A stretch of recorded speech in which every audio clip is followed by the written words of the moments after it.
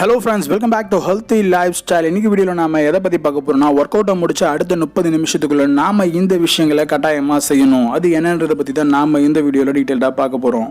உடற்பயிற்சின்றது ஒரு சிலருக்கு வாழ்க்கையோட ஒரு அங்கமாகவே இருக்கும். உடல் எடையை குறைக்கிறது, கொழுப்பை நிர்வகிக்கிறது, அப்புறம் நீரிழிவு நோய்னு சொல்லக்கூடிய சக்கரை நோயை கட்டுப்பாட்டில் வைக்கிறது, அப்புறம் உடல் வலிமை அதிகரிக்கிறது, மன அமைதியை பெறதுன்னு பல காரணங்களுக்காக தினசரி ஒர்க் அவுட்டை கடைபிடிச்சிட்டு வராங்க.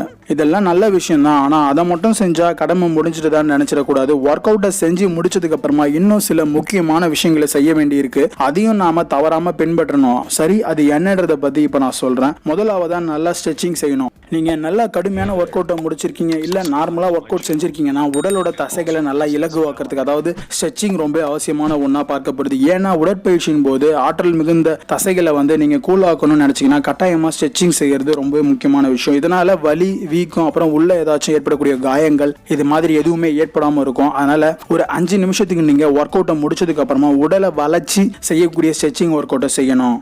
அடுத்ததா குளிக்கிறது. உடல் வேர்வையால உண்டாகக்கூடிய துர்நாற்றத்தை போக்குறதுக்கு கட்டாயமா குளிச்சே ஆகணும். குளிக்காம அப்படியே இருந்தீங்கன்னா உடல்ல பாக்டீரியாக்களோட வளர்ச்சி அதிகமாயிடும். இதனால உடல்ல பாதிப்புகள் வரலாம். எனவே ஒர்க் அவுட்டை முடிச்சதுக்கு அப்புறமா குளிக்கிறது ரொம்பவே நல்லது. இதனால நீங்க ரொம்ப ஃப்ரெஷ்ஷா ஃபீல் பண்ணுவீங்க. அதுக்கு அடுத்தது உங்களோட முகத்துக்கான பராமரிப்பை கட்டாயமா மேற்கொள்ளணும். குளிச்சதுக்கு அப்புறமா சருமத்துக்கு தேவையான ஈரப்பதத்தை தரது ரொம்ப அவசியமான ஒண்ணு. அதுக்கு மாய்ஸ்சரைசரை நீங்க அப்ளை பண்ணலாம். வேர்வை நாற்றம் வராம இருக்கணும்னா அதுக்கான பெர்ஃப்யூம்ஸ் ஏதாச்சும் நீங்க தெரிச்சுக்கலாம். அதுக்கு அடுத்ததா நீங்க நல்ல ஒரு ஆரோக்கியமான உணவை சாப்பிடணும். ஒர்க் அவுட் செய்யறவங்க உடலுக்கு தேவையான அனைத்து ஊட்டச்சத்துக்களுமே கிடைக்கிறதுக்கு ஏதுவா சமச்சீரான உணவை சாப்பிடணும். அனைத்து ஊட்டச்சத்துக்களும் இந்த உணவுல இருக்கிற மாதிரி பார்த்துக்கோங்க. ஒர்க் அவுட்டை முடிச்சதுக்கு அப்புறமா நீங்க சாப்பிட்றத மட்டும் தவிர்த்துடாதீங்க. உடற்பயிற்சியின் போது நீங்க செலவழிச்ச ஆற்றலை மறுபடியும் பெறறதுக்கும் நீங்க நல்லா சுறுசுறுப்பா இருக்கிறதுக்கும் உணவு ரொம்ப அவசியமான ஒண்ணா இருக்கு. அதனால இந்த விஷயங்களை நீங்க கட்டாயமா ஃபாலோ பண்ணுங்க. ஒர்க் அவுட்டை முடிச்ச உடனே நாம பாட்டு நம்ம வேலையை பார்க்க ஆரம்பிச்சிட்டோம்னா நாம அன்னைக்கு செஞ்ச ஒர்க் அவுட்டுக்கான எந்த ஒரு பலனுமே நமக்கு கிடைக்காம போயிடும். சோ